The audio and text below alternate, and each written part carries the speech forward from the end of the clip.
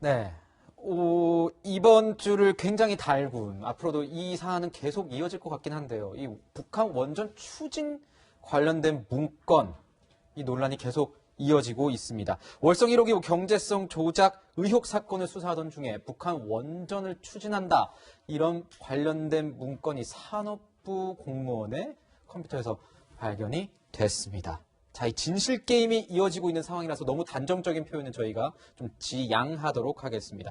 자, 파일 작성 시기 논란이 되고 있습니다. 2018년 1, 2차 남북 정상회담 그 사이로 알려지면서 시기가 미묘하다, 이런 지적이 나오고 있습니다. 평론가님, 왜 미묘한 거죠? 네, 1차 남북 정상회담은 2018년 4월 27일이었습니다. 그리고 2차 비공개 정상회담이 2018년 5월 26일이었는데 네. 문제가 되었던 지금 야당이 지적하고 있는 이 북한의 원전을 지어주려고 추진한 것 아니냐 의심이 되고 있는 파일 같은 경우는 그 1, 2차의 사이인 2018년 5월 2일에서 15일 사이에 작성이 되었습니다. 네. 그러면 야당에서는 이런 의문을 제기할 수 있습니다. 1차 남북 정상회담에서 문재인 대통령이 북한 비핵화에 대한 당근으로 김정은 위원장에게 원전이나 이런 에너지 관련된 발전시설 건설을 제의했고, 실제로 그 같은 VIP의 뜻을 받아들여서 산업부 실무진들이 그 사이에 열심히 이걸 실행 방안, 추진할 수 있다는 문서를 만들어서 네. 2차 비공개 회담 때 이걸 제시하는 것이 아니냐. 이런 타임라인을 따라가 보면 이런 시나리오가 단순히 소설이라고만 비판할 수는 없을 것 같거든요. 그리고 이 사이에 무슨 일이 있었느냐. 다들 기억하시겠지만 그때 북한에서 최선희 담화가 나오면서 순조롭게 진행되던 북미 정상회담 기조가 한번 크게 뒤흔들렸습니다. 있었죠. 네. 그런데 갑자기 이 최선희 담화 이후에 김정은 위원장 발, 또 지도부 발, 북한의 지도부 발, 이 어떤 대화가 깨지는 국면을 수습하면서 2018년 6월 12일에 열렸던 제1차 북미 정상회담이요, 거의 엎어지는 분위기에서 급작스럽게 초단기간에 갑자기 성사가 됩니다. 네. 이 배경에 과연 북한인이 어떤 카드를 받아들고 이 최선희 담화를 엎어가면서까지 급작스럽게 1차 북미 회담에 대해서 전향적으로 태도 변화를 했을까? 그 태도 변화의 핵심적인 원인이 되는 당근이 바로 이 우리 산업부에서 지금 만들어냈던 뭐 북원축 파일이나 원전을 지어주겠다는 그러한 당근책이 아니었을까 하는 그런 의심을 할 만한 정황 증거들과 일부 직접적인 파일 내용이라는, 파일 제목이라는 직접 증거들까지 나오고 있는 마당이기 때문에 이걸 단순히 북풍 공작으로 치부하기는 문제가 있다고 생각하고요. 네. 북풍이라는 건 과거에 정권을 잡은 집권당이 북한과 뭔가 합의를 통해서, 이면 합의를 통해서 이 말도 안 되는 이 북한발 가짜뉴스를 생산했던 겁니다. 그런데 지금은 실질적인 증거가 산업부에서 나온 것이고요. 야당이기 때문에 야당이 북한과 협의해서 뭔가 가짜 증거를 만들어낼 수는 없는 부분 아니겠습니까? 여기에 대해서 여권 관계자들도 보다 책임 있는 자세로 소명을 해야 될, 과거의 북풍 공작과는 다른 면모가 많다고 보여집니다. 네. 네, 지금 이 논란이 된 문건들이 들어있던 폴더 이름도 좀 굉장히 좀 주목을 받고 있는데, 핀란드어예요, 제목이. 포요이스라고 하는데 핀란드어로 북쪽이라고 합니다. 교수님, 네. 이게 폴더 이름을 핀란드어까지 써서 했다 보니까 보안에 정말 각별히 신경을 쓴 게 아니냐, 이런 얘기들도 나와요. 그러니까 산업부가 불필요하게 뭐 이걸 저런 이름을 쓴 것 같아요. 그리고 지금 야당도 이 보고서를 지나치게 확대 해석하고 선거 국면에서 일종의 이제 프레임화 하려고 하는 것 같은데, 저는 이거 거의 효과가 별로 없을 거라고 생각을 해요. 이 시기가 뭐냐면 사실은 남북 대화하고 비핵화의 과정 속에 있는 거거든요. 그런 과정에서 북한이 지금 가장 사실은 필요로 하는 것이 전력난입니다. 전력을 해소하는 것이고, 그게 우리가 94년도 제네바 합의 때도 그래서 저쪽에서 핵 동결하면 이쪽에서 중유 5만 톤하고 경수로 2기를 지어주는 것이거든요. 네. 이런 형태가 사실은 북한과의 관계만 있는 것이 아니고 2005년에 미국과 인도 핵 합의에도 마찬가지예요. 인도가 핵 동결하고 미국이 핵 발전 기술을, 즉 화학 원료, 즉 원전을 지어주는 것을 조건으로 했거든요. 그래서 지금 이 어떤 일종의 드래프트죠. 아닙니다. 아이디어인데 이것을 실질적으로 야당에서 이적행위다, 뭔가 전달이 되고 그 비리에 원전이 지어주는 것처럼 얘기하는 것은 상황을 호도하는 것이고, 어떻게 하든 우리는 북한의 비핵화를 이끌어내는 것에서 북한이 필요로 하는 걸 주고 서로 교환하는 장면이라고 그러면 충분히 가능한 수단이라고 볼 수 있는 것이거든요. 그래서 이 부분이 지금 실질적으로 우리 작동이 안 된 건데 이 파일이 어떻게 해서 나왔다는 것만으로 것만으로도 선거 국면에서 뭐 이적행위다 하는 것은 역풍을 맞을 가능성이 전 더 오히려 크다 이렇게 생각합니다. 역풍 가능성이 더 크다 이렇게 말씀해 주셨는데 결국 이번 사안에서도 문제가 되는 건 아까 법관 탄핵에서처럼 시점의 문제인 것 같습니다. 아까 법관 탄핵 왜 하필 이 시점에 탄핵을 추진하는 거냐 이런 얘기 나온 것처럼 왜 하필 그 시점에 만들었느냐 이 문서를 이런 얘기가 계속 논란이 될 것 같습니다. 1차 남북 정상회담 당시에요. 문재인 대통령이 김정은 국무위원장이죠. 위원장에게 USB를 건넨 사실이 있습니다. 그 파일에 이제 발전소 관련 사안이 담겼다. 당시 청와대에서 이렇게 확인을 해줬다. 이런 보도가 있고 또 오늘 이제 이 논란이 나오고 나니까 다시 청와대 조한기 전 청와대 의전비서관은 발전기 USB 발전소 내용 없었다. 이렇게 얘기를 하기도 하고 아니다. 다른 청와대 관계자는 석탄 화력 발전 내용이 있었다. 이런 얘기가 나오고 있습니다. 변호사님, 어떻게 이걸 해석을 해야 됩니까?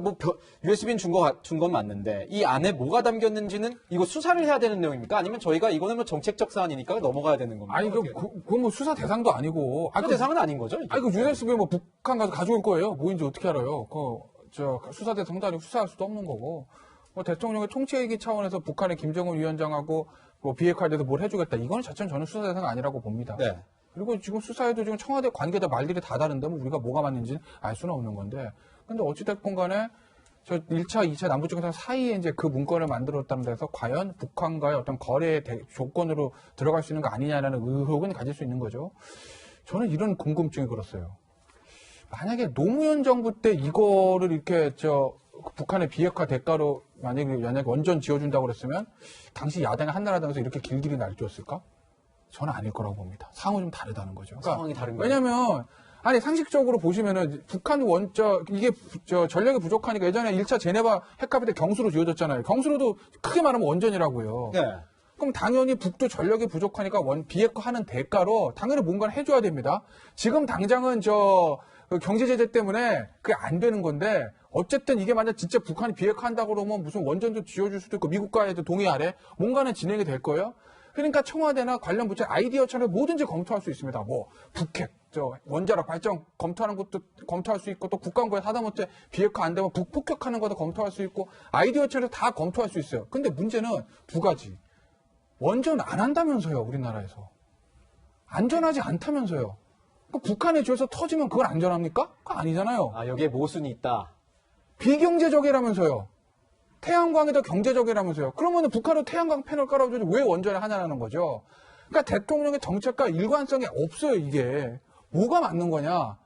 북한에 원전 지어준다면 원전 좋은 건데? 좋은 거니까 지어주겠지. 비핵화 대가를 지어주는데 나쁜 거 하면 안 되잖아요. 좋은 거 해줘야지. 핵무기 포기하는데 그 대가로 하는 건데. 그럼 좋은 건데. 우리나라에서 안 한다잖아요. 그럼 나쁜 거고. 뭐가 맞냐? 이게 저는 궁금하다라는 거고.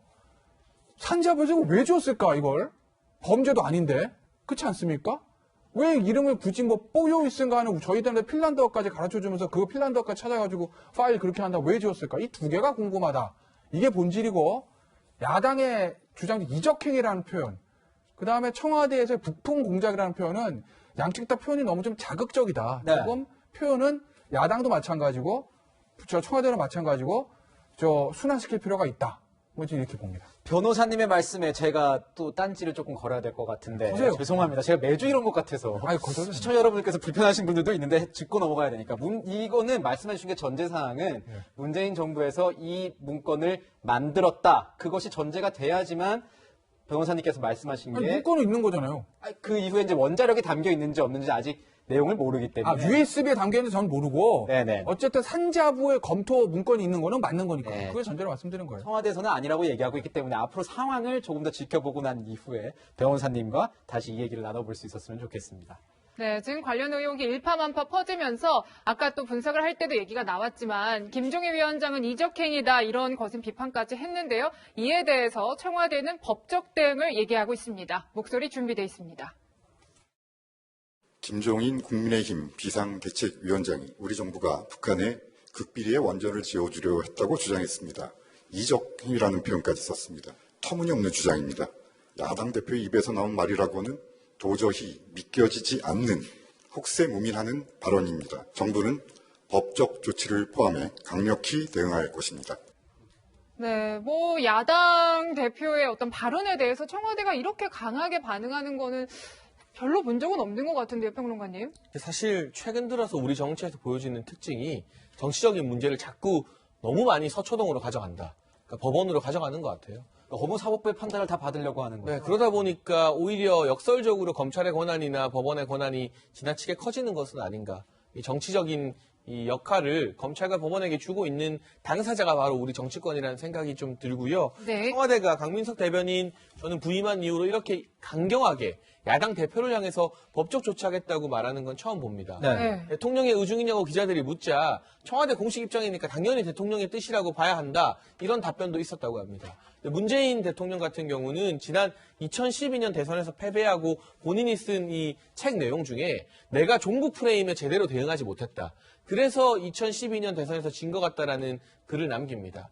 그런 맥락에서 보게 되면 지금 야당에서 제기하고 있는 이 원전 지어주려 하는 게 이적 행위다라는 게 과거의 종북 프레임으로 자신을 공격하는 것이다라고 생각하고 아주 과하게 반응하는 것 같습니다. 하지만 그 이전에 야당의 뭐 언어 수위라든가 비판의 수위가 높다 이전에 청와대 공직자들부터 먼저 국민들에게 일관된 이야기를 할 필요성이 있다고 보여지는 게요. 앞서도 잠깐 이야기가 나왔지만 당시에 문재인 대통령 보좌했던 조한기 전 비서관 같은 경우는 네. USB 김정은 위원장에게 건네준 적이 없다고 본인의 SNS에 올렸어요. 네. 그런데 막상 이 정상회담이 끝난 직후 2018년에 김의겸 당시 청와대 대변인은 문재인 대통령이 신경제구상 김정은 위원장에게 전해줬다. 네. 이 안에 뭐 이 PPT 형식의 파일들이 담겨 있고 에너지와 관련된 것들 발전 계획도 담겨 있다고 했는데 어떤 수단으로 전해줬냐는 기자의 질문에 USB로 전해줬다고 분명히 명시를 합니다. 그럼 김의겸 당시 대변인은 USB 줬다는 것이고 조한기 비서관은 USB 안 줬다는 건데 국민들은 안 그래도 이 뭐 뽀여 있으니 부건춘이 참 혼란스러운데 청와대 공직자 한 명은 USB 줬고 한 명은 안 줬다고 하는 상황에서 누구 말이 맞는지 고개를 갸웃거릴 수밖에 없습니다. 청와대 내부에서부터 국민들에게 이 의혹을 명쾌하게 해명하기 위해서는 일관된 입장이 나와야 된다. 지금 청와대 전직 대변인과 비서관 사이에 말맞추기조차 안 되고 있는 이 상황에서 단순히 야당이 없는 말을 지어낸다고 비판하기 이전에 먼저 무엇이 과연 청와대가 주장할 수 있는 이 USB와 관련된 입장인지 그 입장 정리부터 저는 선행되는 게 순서라고 생각을 합니다. 입장 정리부터 선행되어야 한다. 대통령의 의중이 반영된 얘기일 것 같죠. 이 아마 강민석 청와대 대변인의 이 법적 대응을 예고한 장면에서는 대통령이 그런 얘기를 하지 않는 이상은 뭐 대변인이 얘기하지는 않을 테니까요. 자, 여당에서도 줄줄이 비판의 목소리가 나오고 있습니다. 이낙연 대표는 선거를 앞두고 이 턱없는 억측이다 이렇게 주장을 하고 있고 윤건영 의원 당시 국정상황실장이었죠. 자, 원전 건설을 추진한 적 없다. 그리고 관련 내용 소설이다. 이렇게 얘기를 했습니다. 근데요, 교수님, 전 진짜 궁금한 게요. 단순 아이디어 차원이라고 산업부가 이걸 해명하고 있지 않습니까? 여당도 그런 적 없다고 계속 얘기하고 있지 않습니까? 그런데 수사 결과 이게 문건이 있었던 것은 맞고 삭제를 한 것도 많습니다. 그럼 왜 삭제를 한 겁니까? 저도 전 그게 너무 궁금해요. 이해가 안 돼요. 그냥 아이디어 차원일 수밖에 없어요. 왜냐하면 이걸 채택한다 그래도 사실은 미국하고 협의를 과정을 다 통해서 그러니까 우리가 북한에 원전을 지어준다라고 하면은 실질적으로 미국과의 북한과의 합의가 핵 합의가 다 사실상 종결되는 그런 과정 속에서 이루어질 수밖에 없는 거거든요. 네. 그러면 우리가 북한에게 기술자를 전달한다, 예컨대 재료를 전달한다, 이거 다 보고가 돼야 돼요. IAEA, NPT에 다 보고가 돼야 되고 그 사찰 과정이 당연히 이제 따라갈 수밖에 없는 것입니다. 그런데 이걸 굳이 지금 산업부에서 아이디어 차원에 있는 것을 좀 삭제를 했다. 이거는 어떻게 보면 공개될 수 있는 그런 것에 대한 우려가 지금 의도적으로 지금 삭제된 것 같은데 만약에 삭제를 안 했다 그러면 아마 검찰이 안 봤을 거예요. 삭제된 그러니까요. 것만 찾아봤을 네. 거니까. 그래서 아무 의미 없는 것을 지금 하고 있다. 그리고 실질적으로 이런 사안들은 지금 야당에서 얘기하는 대로 극비리에 이런 게 가능하지가 않거든요. 아예 불가능한 얘기입니다. 그래서 이 얘기를 더 막 이끌어 나간다는 것은 해외에서 본다 그러면 특히나 미국에서 본다 그러면 굉장히 웃음거리가 될 수밖에 없다. 이렇게 봅니다. 교수님, 그리고 보면은 민주당의 윤준병 의원이 얘기하기를 이 삭제된 문건 중에 대다수가 박근혜 정부에서 추진되었던 이런 사안들, 문건들이 많다. 근데 그 안에서 일부 그 당시 이제 17건 정도가 문재인 정부에서 그 회담 기간에 나온 건데 이걸 가지고 이렇게 꼬투리 잡느냐 이렇게 얘기하는데 이 지적은 저희가 어떻게 뭐 논리적으로 받아들여야 되는 거 어떻게 됩니까? 그러니까 정부 부처들은 사실은 이제 북한과의 어떤 비핵화 과정 속에서 우리가 제시할 수 있는 게 뭐가 있는지 계속 고민합니다. 그리고 그런 어떤 안들을 사실상 어떻게 보면 청와대에 제시를 하고 이것이 수용된다 그러면 그 산업부의 어떤 역할 같은 것들이 커지는 거잖아요. 그래서 아이디어 차원에서 모든 정부가 사실은 예견되는 것들을 준비하는 과정들이 다 있어요. 그런 것의 하나의 어떤 드래프트라고 우리가 보면 되는데 이거를 일종의 이제 기밀 문서다. 기밀 문서 있을 수 있습니다. 어느 정부나 다 있어요. 근데 그걸 다 공개하지 않으면 뭐 정책의 투명성이 없다. 저는 거기도 동의하지 않습니다. 외교에는 어느 정도의 어떤 끝나지 않기 가기 전까지는 상당한 어떤 비밀의 과정들이라는 게 존재하기 때문에 모든 것을 국민들에게 그 처음부터 끝까지 다 알리면서 외교하는 것은 없는 거죠. 네, 지금 뭐 야권에서는 이런 상황 속에서 굉장히 거세게 비판을 하고 있고요. 당 차원의 대책도 논의를 한다고 해요. 평론가님, 지금 얘기되는 게 국정조사 얘기도 나오고 특검 얘기도 나와요. 사실 여당의 여러 해명을 보면요. 팩트와 관련된 해명은 딱 2개밖에 없습니다. 일단 조한기 전 비서관이 USB 준 적 없다는 것.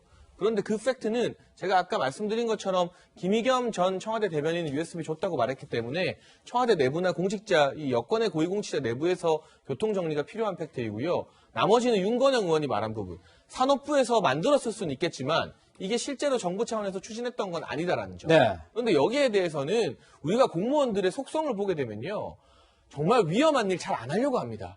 본인이 책임지려는 일 웬만하면 안 하려고 하는 것이 저의 개인적인 판단입니다만 그런 보도도 공무원 있긴 사태의 있었습니다. 속성 아니겠습니까? 네, 이게 그 적폐청산이라는 이번 그 정권의 어떤 주요 기조에 따라서 공무원들이 뭐 이렇게 약간 복지부동한다 이런 얘기도 있긴 있었던 게 사실이었죠. 특히나 북한의 원전을 건설 추진한다는 것 그리고 이 북원추라는 게 아마 그런 뜻으로 해석이 되죠. 이런 부분은 정말 너무나 큰 이슈이기 때문에 이걸 단지 윗선의 어떤 지시라던가 검토해보라는 명령 없이 일개 산업부 공무원들이 자의적인 판단으로 아이디어 차원에서 문서를 만들어서 이걸 굳이 뽀요이스라는 이 암호 같은 제목으로 보관할 이유가 있을까? 이게 과연 일선 공무원들의 자의적인 판단일까라는 부분에 대해서 공무원 사회, 공직 사회를 경험한 분들은 아마 대다수가 말이 안 된다. 그런 의혹이 일선의 생길 수 있죠. 지시가 있었을 것이라는 의혹을 가질 수밖에 없는 것이고 네. 또 하나는 이 파일을 굳이 지우기 위해서 이 오밤중에 산업부 공무원들이 처벌받을 걸 감수하면서까지 이 안으로 들어가서 네. 지우고 난 뒤에 무슨 신내림을 받았다는 말도 안 되는 변명까지 한 겁니다. 이건 정권 차원에서 우리가 이 파일 지운 것을 보호해 줄 것이라는 확신이 없었다면 이런 말도 안 되는 변명을 검사에게 하겠습니까? 여러 가지 정황상 물론 아직은 정황 단계입니다만 네. 단순히 이 문건을 작성하고 지시한 공무원들이 아니라 그 윗선과의 연계성을 의심할 수밖에 없는 것이고요. 윤준병 의원 말은 이 문서가 2018년에 작성됐다는 걸 좀 착각하신 것 같아요. 2018년 5월 문서가 작성된 시기에 박근혜 전 대통령이 어떤 신분이었는가를 감안한다면 이게 박 전 정부의 영향이다. 이렇게 말하는 것은 지나친 어불성설이 아닌가 싶습니다. 짧게 교수님 말씀 드려야 될 것 같습니다. 실행이 안 된 정책안은 사실 의미가 별로 없어요. 우리가 모든 정부들은 이런 북한과의 관계를 개선시키기 위해서 많은 노력을 하고 그런 차원에서 아이디어를 많이 끄집어냅니다. 이제 그런 문서 중에 하나다. 뭐 저는 이렇게 생각을 하는 것이고 그렇게 본다 그러면 북한에게 뭐 넘어가서 우리가 추진해 준다는 뭐 많은 구상들이 있거든요. 그것들 자체도 다 범법행위가 되고 위법행위가 돼야 된다. 이렇게 해석을 해야 되는 거거든요. 네. 네, 지금까지 이 북한 원전 건설 추진 의혹 관련 후폭풍들 하나하나 분석해봤습니다.